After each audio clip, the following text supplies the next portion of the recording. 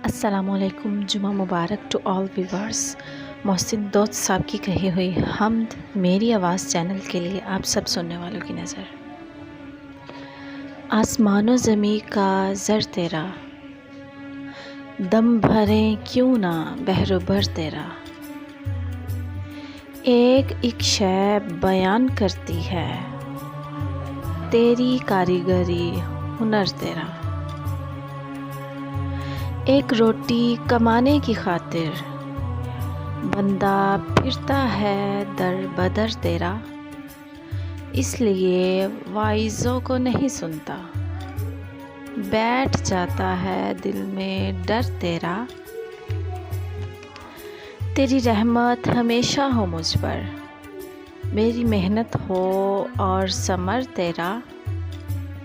या इलाही ये मेरी ख्वाहिश है, देखने आऊँ मैं घर।